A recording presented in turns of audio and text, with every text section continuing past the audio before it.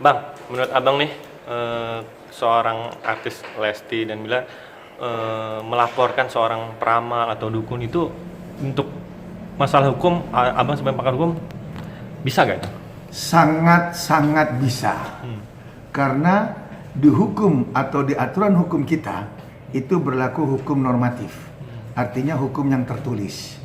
Di mana kalau memang orang tersebut merasa ada sesuatu yang melanggar privasinya, yang melanggar daripada dirinya, yang membuat merasa tidak nyaman atas pernyataan-pernyataan orang lain, terutama dukun atau peramal, wajib orang tersebut sebagai korban melaporkan ke pihak institusi kepolisian. Itu kena pasal berapa dan kena undang-undang apa, Bang? Itu kena undang-undang ITE karena di situ dia mencemar nama baiknya seseorang dan juga orang tersebut bercerita dengan terbatasan mereka secara metafisika.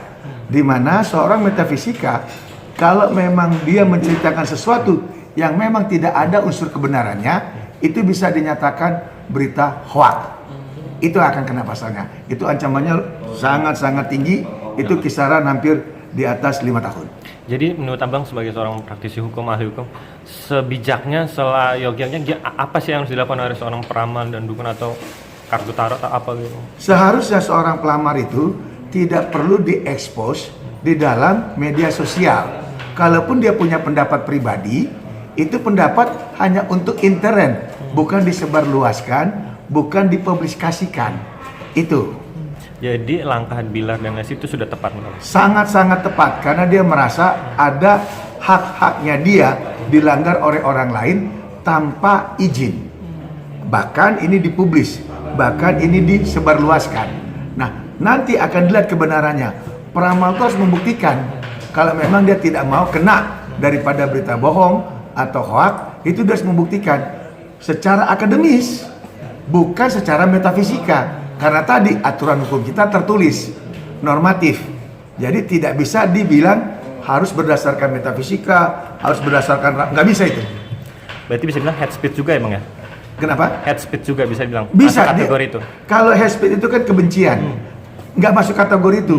Kategorinya lebih kepada dasar terkait masalah harga diri seseorang dikategorikan seperti apa yang diramalkan itu. Hukumannya berapa, Bang? Di atas 5 tahun. Atas 5 tahun. Ya. Itu kalau misalnya tiba-tiba seorang peramal itu minta maaf dan itu proses hukumnya gimana? Dari misalnya Abang megang Lesti dan Bilar gimana? Nah, akan gimana? Kembali karena ini kan namanya delik aduan.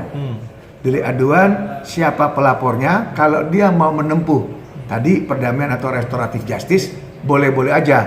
Tetapi karena harga dirinya sudah tersinggung, itu kalau menurut undang-undang kita lihat aturannya aja, itu kan ada denda.